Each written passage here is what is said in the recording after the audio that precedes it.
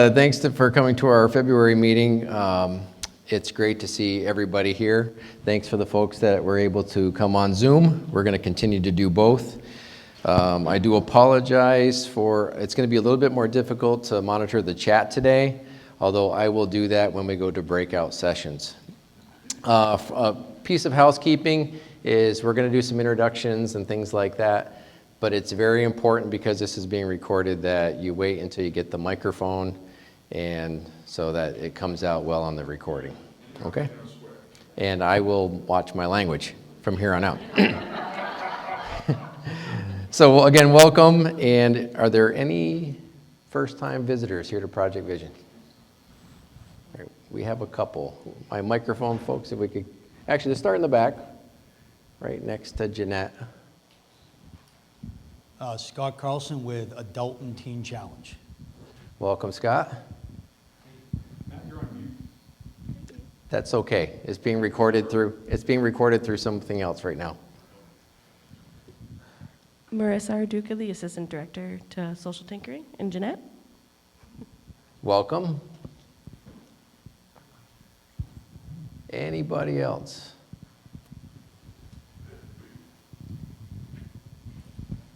Morning, everybody. I'm John Woodward. I'm the new Executive Director of Mentor Connector. Welcome, welcome. Hi, I'm Bonnie Hanley. I'm a nursing professor at Castleton University, and I teach psychiatric mental health. So apparently that audio is not going out to our folks on Zoom. People in the Zoom can't hear.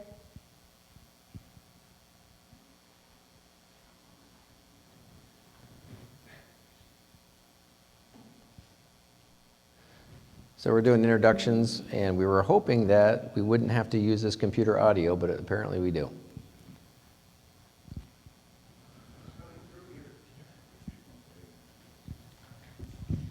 My name is Stephanie Palmer. I'm a Castleton University nursing student. I'm Allison. I'm also a nursing student at Castleton. I'm Morgan, and I'm also a Castleton University nursing student. All right, Castleton, well represented today.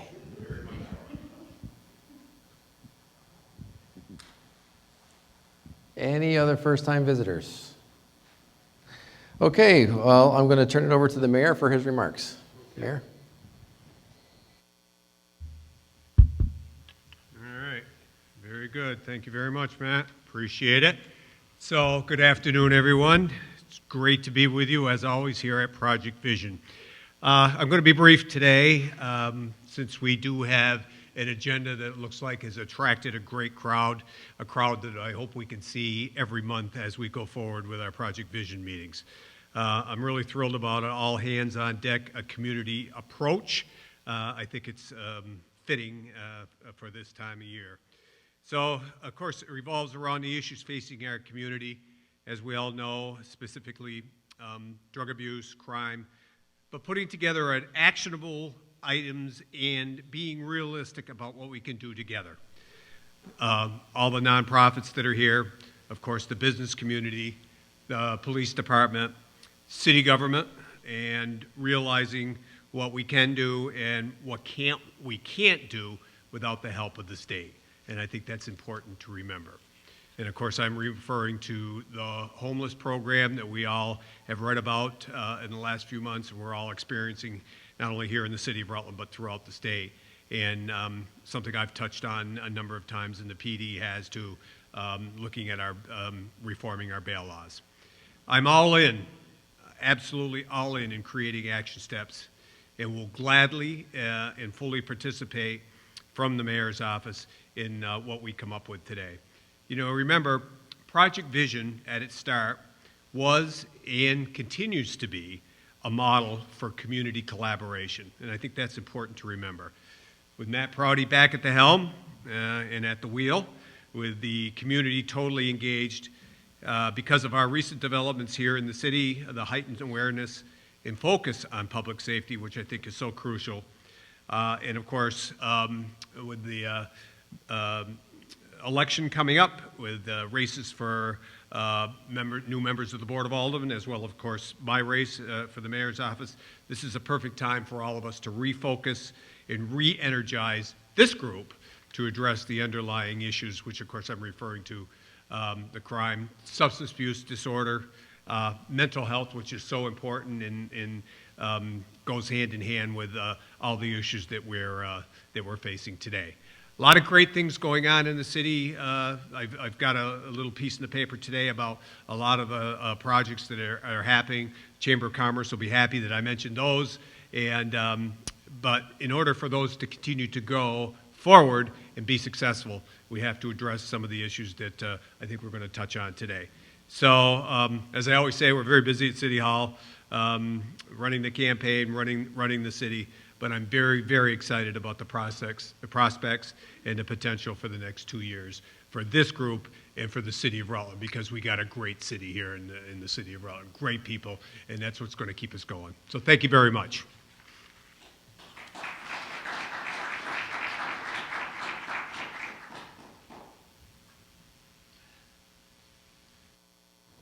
Okay, thank you, Mayor. Chief Kilcullen. I stood in for Chief last month. You know how great he was last month because you. That's right. Thanks, Matt. So I'll return the favor and maybe use you as the butt of my jokes, but no.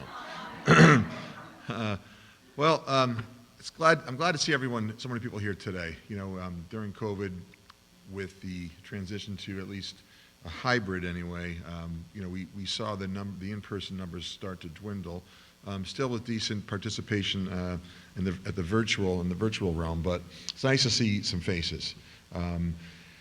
You know, back at the station, you know, our second floor, our vision center. I'd like to see some more people come back there. And I mentioned a while ago that, you know, we had some issues with our HVAC system, and found out that when these systems are designed, that they take into account the number of bodies that will occupy a particular space. And it's been cold upstairs, so we need some bodies. So all our partners, please come back. You know, really, it's nice to have the option, the virtual option, but I don't think there's any substitute for some in-person interaction. So welcome you all back. I've got to get out of vacation mode. I had a call from the mayor last week. I was on the beach in Cocoa Beach watching a launch of one of the SpaceX things, and the mayor called me and had some good news. And you may have seen in the paper that the city had received some donations from, or I should say, reimbursement of city costs for much of the activity that we had you know, been involved in at the hotels over the last several years. And so the mayor called and said, "Got great news," and told me that the money's earmarked for the police department. And so just got back today. Matt and I spoke very briefly this morning, but we'll going forward, we'll look to put the money to good use, and really want to try to address, and again, not just to spend it, but we really want to sort of impact the issues that have really come out of COVID over the last couple of years, and the issues at the hotels, and which is really the source of the money. So we want to put that back to deal with the issues that we've been dealing with over the last couple of years. It's you know, if you've been to any of our commission meetings or RUTSTEP meetings, you see the numbers, what our numbers have been, and they're not flattering. I mean, you look at our you know, our retail thefts alone, and Harold had called me on this, but they haven't done the story yet, but they called me on some of our numbers, and off the top of my head, I think we're averaging over a 5-year period, I think, of about 115 retail thefts, and last year alone, we had closer to 400, so the numbers are really up. My preference is that we make fewer arrests, believe it or not. My preference is that we're not responding to you know, so many calls when crimes have been committed. And so that's what we really want to impact. We want to reduce the amount of crime, not increase our arrests, but reduce the crime. And that's what we're looking to do. But it's, you know, we've been busy, and there are a lot of reasons for that. A lot of reasons I think our numbers are where they're at. Unfortunately, the courts were in COVID operating under COVID restrictions up until October of, you know, really just 4 or 5 months ago, when most of us had come out of our COVID restrictions quite some time earlier. So as a result of, again, the courts coming out of COVID restrictions, we were getting busy sort of administratively. Just I think this week, or when I was gone, we had a request from the SA's office for what we call discovery. So anything related to a particular arrest, we've got to provide that to the SA, to the defense, and we had like 20 requests, 20 discovery requests. So things are starting to be adjudicated. I'm hoping to get through these quickly and start to move forward again, because it's been tough. It's been tough. So I'm looking forward to moving forward. You see, I think this is Matt's first. Well, no, I'm sorry. I missed. Why did I miss the last meeting? I can't remember, Matt. You remember? I don't know. I missed the last meeting. But Matt was here last meeting. He's here this meeting. So he came, as you know, he came back to us last August as our community resource specialist, and really hit the ground running. We were able to prove very quickly that this type of position works. With the mayor's support and with the board's support, we were able to get a second position funded. So Matt vacated that position to come back to the commander role. And so we posted that his replacement internally at the department. So we have another candidate, another individual, a former dispatcher who will be starting as our community resource specialist next week of the 19th. And then the second position we'll look to fill, again, the process is that we've got to look internally first, and then we'd look to for external candidates. So this first candidate anyway came internally. The second position will, again, post internally. I don't know that we'll get interest internally. If not, then we'll certainly go to the outside and look externally to fill that position. Although the funding's in place, assuming the budget passes, so we come out in town meeting day. We have some surplus in our budget because of the openings we have for police officers. So look for that in the near future. Again, in terms of staffing, I talk about all the time. We had typically been budgeted for about 40 officers, and I can't remember a time that we were really much over 35. And so the mayor and the board said we're going to fund fewer, but continue to process. So if you get to the point where you can actually fill them, then we'll find the money for it. My hope is that we never have to get to 40. My hope is that we can actually, thrive with, closer to that 35 than the 40, because I think the positions that we're creating are more appropriate. It provide a more appropriate response to many of the calls that we respond to, because many of the calls we respond to, I said before, do not require a police officer. And so we want to provide an appropriate response when calls are made to the department that are not criminal nature. We want to provide a response. And again, the idea is then to not to arrest anyone. It's not, again, all the calls are not criminal nature, but to connect people with appropriate resources in the community to have better outcomes. And so, and again, the goal is to, operate with fewer police officers. In the short term, though, we need more police officers. We do have some at the academy right now, and we'll continue to process until we get to the point where, I think we're operating at maximum efficiency. So, with that, I'll turn it back over to Matt. Thanks, Matt. No jokes on you today.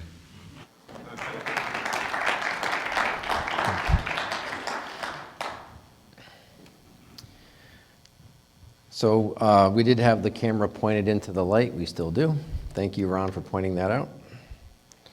But I figured if we put a little halo around the chief, it would. Anyway. Okay.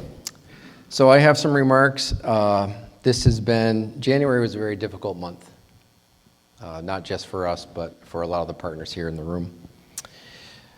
I worry, meeting with a lot of the partners, about some compassion fatigue. Many of us in our disciplines are fighting the urge to become callous. We're dealing with the same people over and over and over, and that's a dangerous place to be. There's a danger that it can affect our service, and we need to make sure that doesn't happen. Violence is an issue. I'm sure you've all read the paper or however you get your news or talk to your neighbors. There's a cost, an unbelievable cost to violence. I can assure you that when you have homicides in your neighborhood, that your home values over the next 24 months are not going to go up. Okay.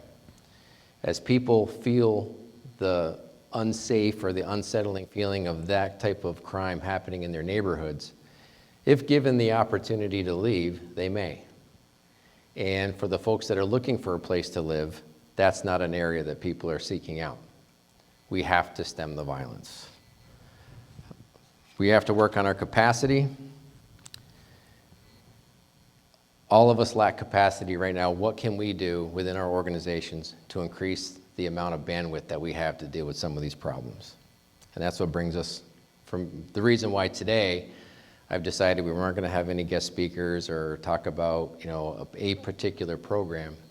I wanted us to come together as a group, think about triage as then we develop situations of where we're at here in the city or in our service area. Not everybody here works specifically in the city. You may have a service area.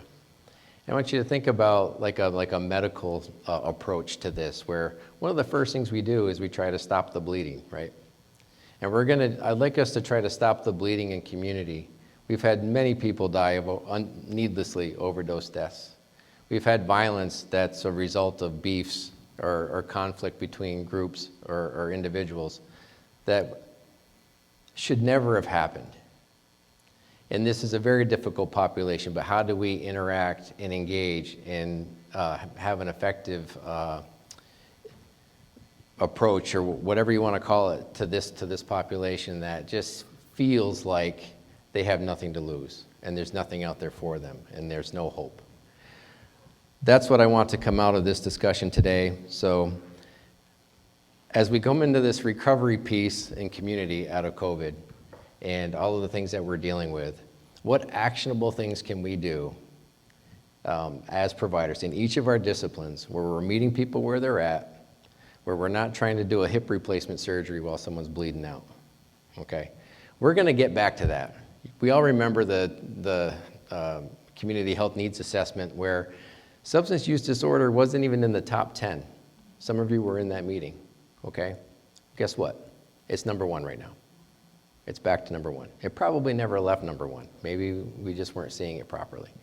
So let's get back to basics. What I'd like to do is, where's Jonesy at? I'd like us to break up into some groups, and you can choose amongst yourselves how you want to facilitate, but I'm going to give you all some paper and pens, and just talk about in our disciplines some actionable things we can do as community in each of our disciplines to help affect these folks that are in need right now, that need our mentorship, they need our involvement, they need a sense of belonging and task and purpose. They need to know that people actually care about them. I'm going to help facilitate on the Zoom side. And at the end of this discussion, maybe we can report out a little bit about some of the things that came up. I know many of you are doing an unbelievable amount of work every day to feed people and get people warm clothes and help navigate systems. I would love your input. If any of you are independently wealthy and would like to part with a couple mil, we could probably put that to good use. Things that that I don't want to focus on today. None of us are going to pass any new legislation, right? None of us are going to have a magic wand and make certain things better. I'm not going to be able to flip a switch and house 2,700 people today. But what can we do? Those systems are going to continue to work, and they're slow. And yes, we need to focus on them.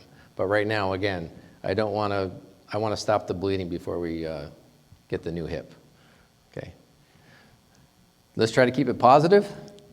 I want to be a perpetual optimist here because there's a lot of talent in this room and on the interweb. I'll be tapping into them in a minute. So if we can do that, then we'll come together, we'll report out. I want to keep all of that paper, and then I might ask for a couple of volunteers to help me in the station as we go through these lists, right, and try to come up with some really good ideas and actionable steps that we can use going forward. And before we move forward, any thoughts from the group? Patty, let me get you a microphone.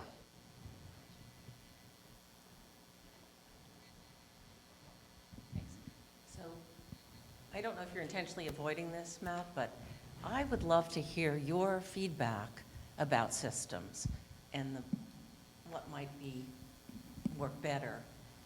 Because people in those systems aren't inclined to critique their own system. And so I think that you've probably seen a whole lot as an outsider looking in that would help us understand, or at least maybe put the pressure where it needs to be. I don't know, Patty, if, so feedback is the breakfast of champions. How about that? I think that all of us that work in systems, look, in policing, we definitely had to be open and vulnerable to some critiquing, right? And that's okay. It's important. If any of you have not read the report on Ferguson, I encourage you to do it.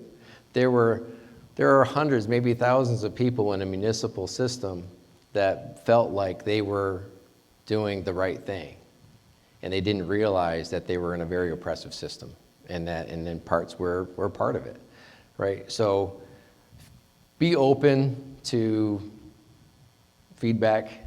Like, hey, maybe this isn't the best road we're going down. Doesn't mean we're going to change anybody's mind, but be open to that. Jess? Matt, I just have a question. Oh, I'm too loud for a microphone. So I'm just curious. I think that I feel like there's a lot of overdose fatalities occurring that are not common knowledge, if you will. Is there an investigation that's preventing that? Or, because I'm seeing a lot of isolated people that they're human beings. And I think we're saying that substance abuse and all of the relation to that needs to be on the list, but we're ignoring people that are dying that don't have family because they're isolated. And Yeah. I didn't know if that was like a That's investigation. You're talking about the reason why we're having this discussion today, Jess, okay, is a direct result of our overdoses. If we don't address this right up front, why are we here? Literally, people are dying. I don't want to talk about necessarily other big models that are going on right now. Well, people are dying. But even those folks that are in isolation, they are crossing our paths. Either they're crossing their paths because we just picked them up on another charge, or they're stopping in to get something from Brock or at the comfort zone, or they're interacting with us because they have to check in with a probation officer. So we're having these interactions, right? Let's just have another lens. Let's just have another lens. Again, I can't build capacity right now, but I do know that I can leverage that personal interaction that we have with people to let them know we care, oftentimes hold somebody through until that capacity does open up for them.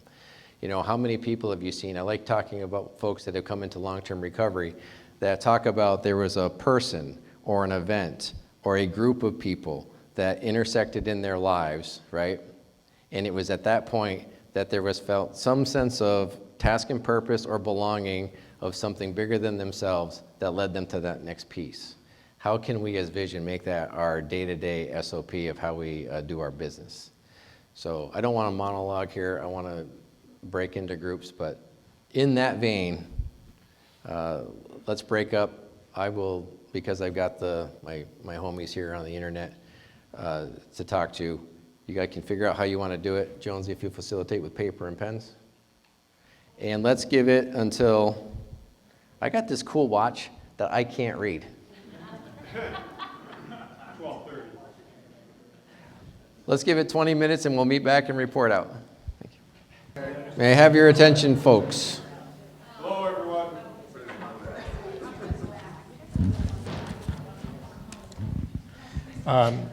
Hello, everybody. My name is Phil. I was part of this illustrious group, madly scribing notes from people I don't always know their names, and so I apologize if I abbreviated anything to the point where you don't even recognize what you said.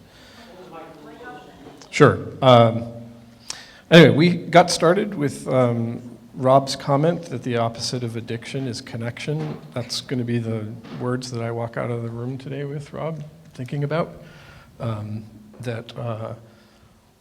At the heart of it, I think there's some element of supply and demand going on here, is we need more assistance to the people who are solving the problem, but we also need more connection that are keeping the problem from becoming the problem, which I think Matt was talking about earlier, and both of those things are important.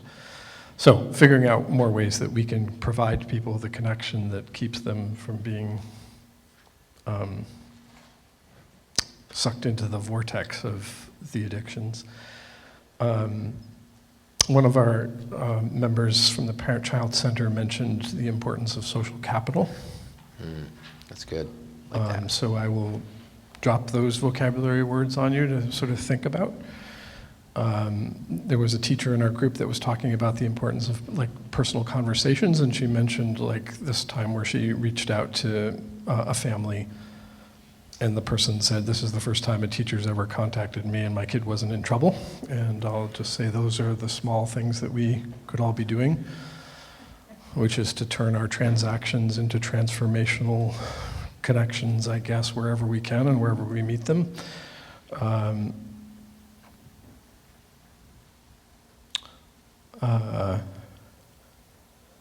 Anyway, I will mention the mayor mentioned that it would be helpful to get the local media plugged into what nonprofits are trying to do that are affecting everybody, and perhaps getting more news out about things like we're doing here at Project Vision, I guess, to bring more people into involvement. One of our members talked about the importance of compassion fatigue, which Matt had spoken about, and that there can, in every community, be a small group of people that does everything, and when there's more to be done, the small group of people still does everything, instead of that group of people expanding, and that's problematic, I guess, and why people feel overwhelmed, I guess, is that the community of people who are doing that help does not grow with the problem.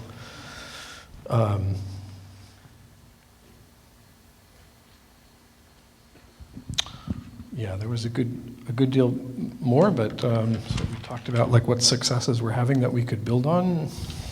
I had asked a question about what communities were maybe not being as affected as others and what they were doing to make that happen that we could learn from, I guess. And there was an important note about the need to reach families and not just individuals, that families are members of systems and that these problems are usually system related. And so finding ways to not just engage with the individual that's having the problem, but provide access to families who are suffering from vicariously, I guess, to some extent, and sometimes directly. So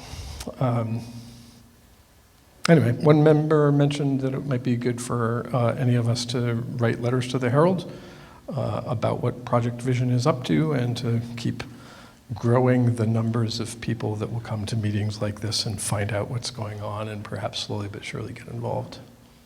So those are some of our notes.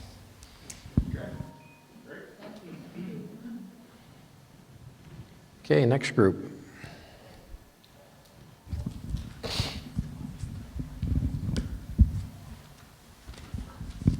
So that's really loud, sorry. We had some common themes with the first group. We definitely touched on addressing compassion fatigue. We had a really good example of you can't triage out of an empty medic bag. So we need to take care of our staff, because when our employees are happy, they are more effective. And some ideas around that included increasing salary, benefits, time off. If anyone wants a really great example of that, talk to Maggie right here. She directs the Community Justice, or the Restorative Justice Center, pardon me. So I'm going to just touch on ideas really quick, since I know we're short on time here. One of them was making a Project Vision outreach video and doing a personalized outreach to bring more people in and increasing the transparency about what we're doing. One was diversifying our volunteer base for a lot of different community organizations, because we tend to get the same people over and over again. One of them is possibly shifting the Project Vision meeting time for when more people can come, because I forget who it was, but someone pointed out that everyone in here basically is here because they work in providing services, and making our marketing more accessible, because sometimes the information for Project Vision can be difficult to find. One of our other ideas was making actionable requests instead of asking people to attend more meetings, because people are kind of burnt out on meetings and they want to do something. And our final idea that got a lot of our discussion time was public demonstrations to highlight the visibility of people who are struggling with substance use or other issues in the community and making sure that they feel like the community cares and that they are visible. Some of the ideas around this, we're working with National Night Out and expanding that, Stomp Out Stigma event, a big group hug art event during Center Street sledding because Winterfest is coming up at the end of February. And moving the Project Vision meetings around the community so that they're not always located, up here on Grove Street in a church, which isn't super accessible for everyone. Did I miss anything?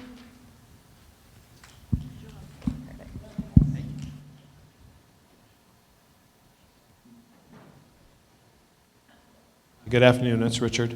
One of the things, we piggybacked on a lot of the stuff that some of the other groups had already brought up, talking about the opposite of the addiction and making the connection for the individuals, making opportunities available. Flexibility in services versus the strict guidelines that we all have to follow in our organizations sometimes. Somebody brought up the fact that, individual walking around didn't have a pair of shoes, but they didn't meet the qualifications to get the pair of shoes that we offer. So why not just give them the pair of shoes? So just open up the guidelines a little bit bigger. Treating people as human for their addictions. Meeting the individuals on their level. We all, in a lot of our community opportunities, we have to do that. We have to get boots on the ground. We have to get out on the concrete. I remember some of the walking ministries that we offered here in the city. We went out and we met the individuals and the families and talked to them. Family engagement, a lot of the families, they turn their backs sometimes on those individuals, or they just get kind of burned out on everything that they've been providing, but they don't have other community partners to get engaged with, to tell their family members, go talk to these individuals. Community actions, some of you talked on the compassion fatigue training. We mentioned Castleton University a couple years back. We actually had a course over there that they provided, and a lot of the community partners could attend that and discuss those things like we're doing today, getting in these breakout groups and actually seeing what's causing that compassion fatigue. One of our individuals brought up soft handoffs to that next level. You're doing case management, you're wrapped up in your job every day, but there's knowing that you have that connection with a soft handoff and bringing it to that next level for those people. One of the individuals brought up the use of the United Way at the Rutland County for mobile showers. There's actually an overdose to action data that can be used to kind of see what we can provide to the community in a better. So there's grants out there that some of our community partners could apply for and make opportunity, maybe a connection with the RPD or with United Way, and then provide better services. And being maybe a little more openness on the community. I know a lot of us have very strict regulations in HIPAA and things that we have to follow in our guidelines, but maybe knowing the individual's stories and how did they get to there? How are we going to get them out of there, right? The analogy about the person that fell into the hole, didn't know how to get out of the hole. So, did I miss anything of our group? Anybody want to add anything? Oh, thanks.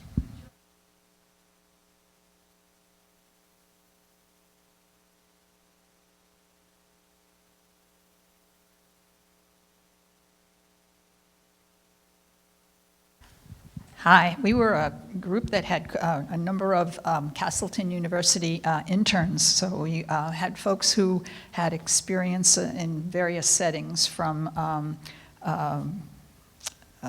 probation and parole, from school settings, Rutland Mental Health, the hospital. So we had quite a background, and basically we're talking about people who are coming for services and just the need for more. For example, in DCF, they're getting some assistance, but get the assistance to be in a new setting, or something's changed, but they need more support than that. They need support in order to continue to learn how to succeed in a new setting. So thinking about that for agencies and for helping one another and for interagency or people, different organizations working together. We talked about the challenges of stigmatizing people who have addiction, and that it is a disease, and that it's something that we just have to be very conscious of, that we're not criminalizing people, but that they are in need of support and help, and the importance of support systems, and the sense of needing connection, loneliness or feeling alone or isolated. And we started talking in particular about teens, really the need for support groups. There are teens, middle schoolers who are living in families where there's drug addiction or there's drug abuse, and they really need the support of others who can help them navigate that and find their way. And so as organizations, agencies, schools, or others could put together some programs where it's not about education, about drug abuse, it's about connection, and have support. One long-term plan that came up, just thinking of ideals, was looking at our Lincoln Place model that we have here in Rutland about families and supportive housing, and thinking of that is something to hold out going forward. Someone's talked of 10 family households, where parents are getting treatment. Talked about the Dismas model, family dinners coming together. So thinking about what we have and how to build on that to expand that. And then there's a Lund program. I wasn't sure what that is, but people were aware of that and thinking of that as a model. In terms of immediate funding, yeah, there's money now for suicide prevention for young people, and think of that as also addiction prevention. And so if we could look into that, the workforce development, getting some grant towards that, where there's free trainings, it said, for mental health, first aid, and training teens to be peer mentors, to give them the support. And that's basically it. So thank you.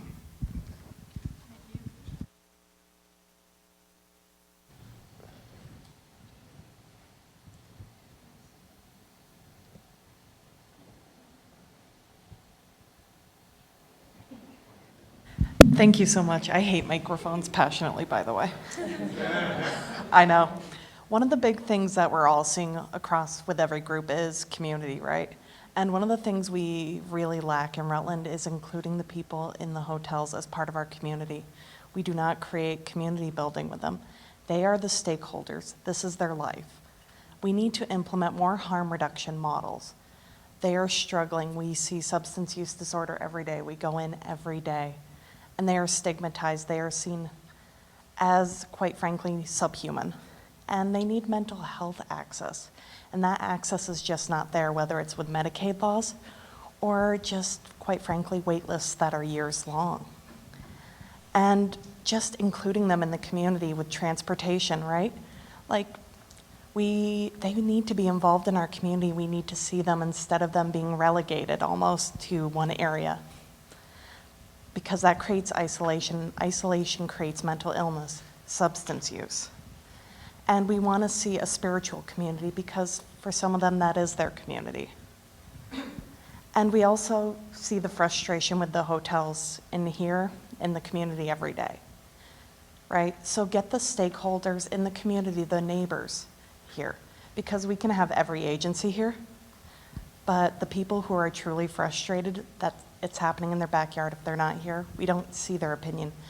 We can't hear them out. And communication with border states is a big one, because when we have somebody dropped from, let's say, New Hampshire, Massachusetts, New York, they do not know this area. They do not know the services. They are out of their element. It's guesswork. All they can be told is go to economic services. First off, they don't know where it is, right? So that's already a disconnect.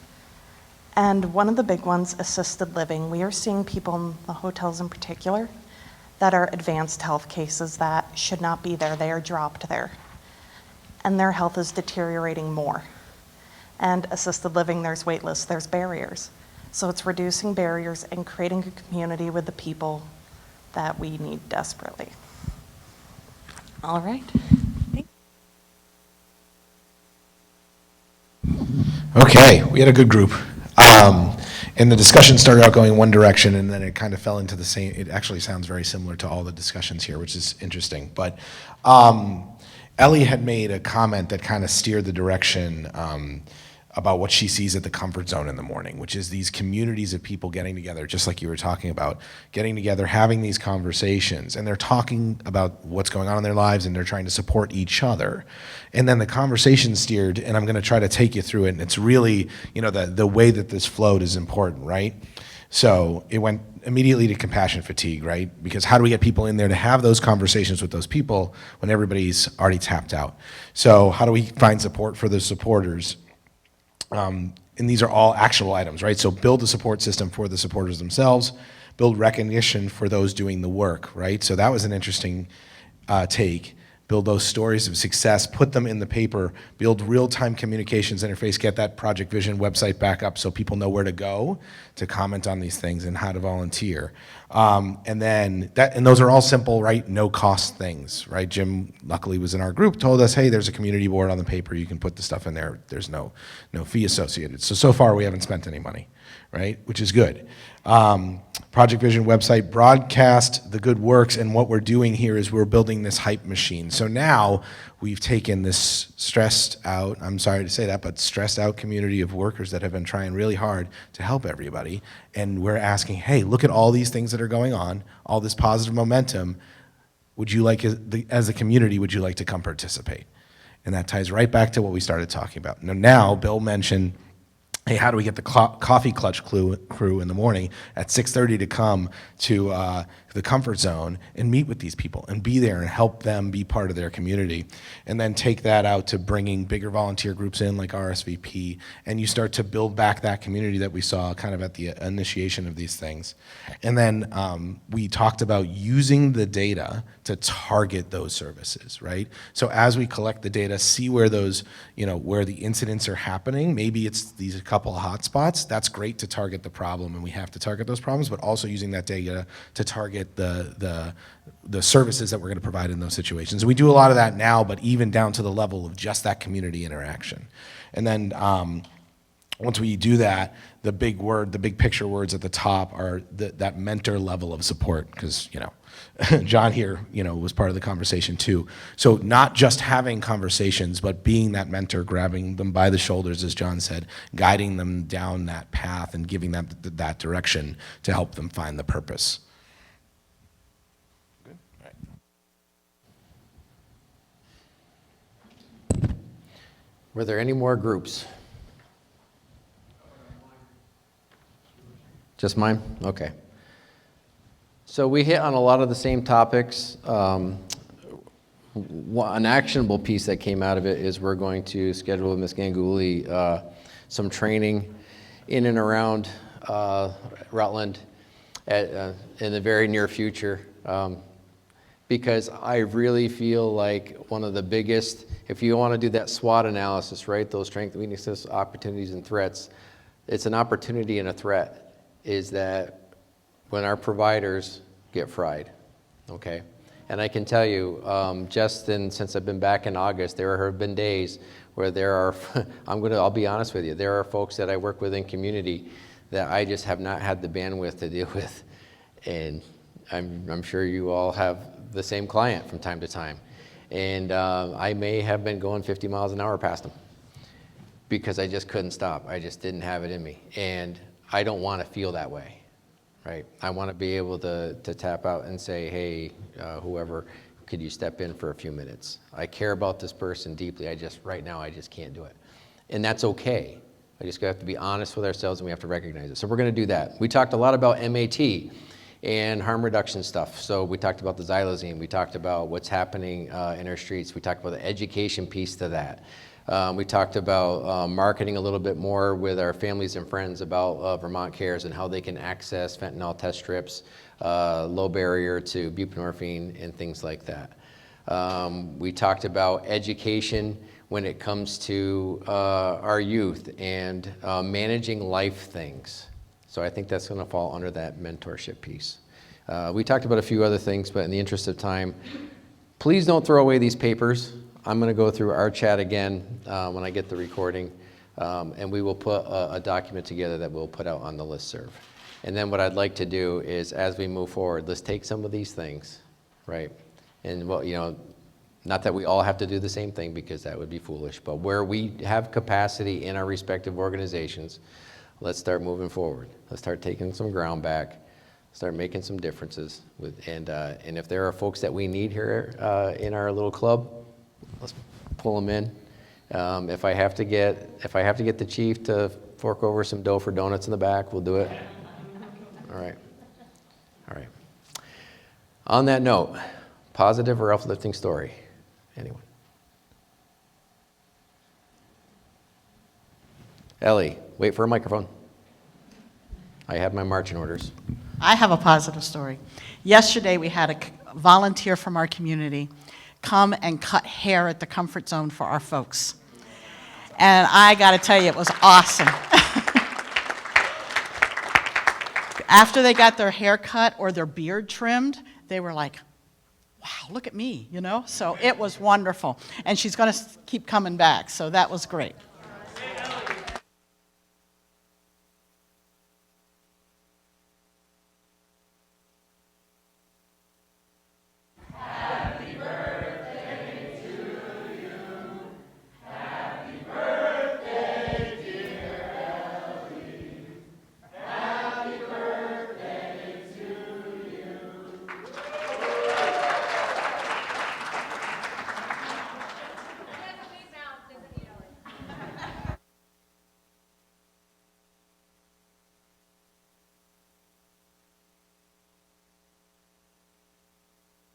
Hi, I'm Maggie. I'm the executive director for the Rutland County Restorative Justice Center. A little closer to my, I just don't want to scream at y'all. I'm not a yeller. So on Sunday, my organization had a pipe burst. And we lost our whole first floor in the historic downtown building on 50 Center Street. And I just want to talk about how this community has rallied and how they've come together, how we're already in a space and we have it for free for 8 weeks in downtown. I want to talk about all the donations people have brought to us and how much joy I've had in watching Rutland do what Rutland does. You know, in moments where I hear about things like stabbings or shootings or compassion fatigue, I remember the heart and the love that we have here, even in the worst of moments. Having 5 staff members displaced when we serve so many people in the community was a gut punch, for lack of a better term, you know, at such a hard time of year too.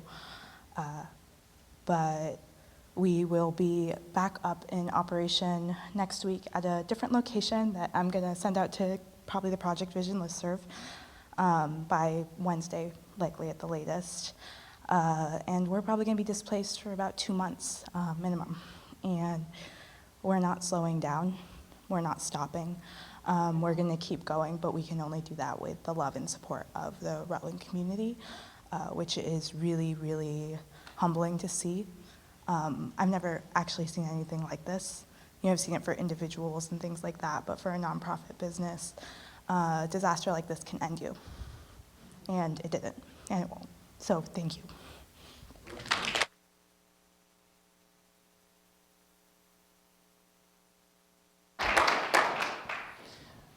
Well, I have one. So I got to watch one of my officers dealing with a subject coming out of jail that's caused a lot of hate and discontent in our community over the last year. And this individual came out of the facility with flip-flops, and it is not the time of year to be in flip-flops. And he was able to connect with some of our great partners from Goodwill and the Dodge House, and we're able to meet a need of a size 13-foot, which is no easy task. But when you talk about changing the dynamic in the conversation, when the police are able to find somebody's a pair of shoes in leveraging partners that typically these disciplines don't intersect. That matters. That matters. So thank you, Emilio, for doing what you do.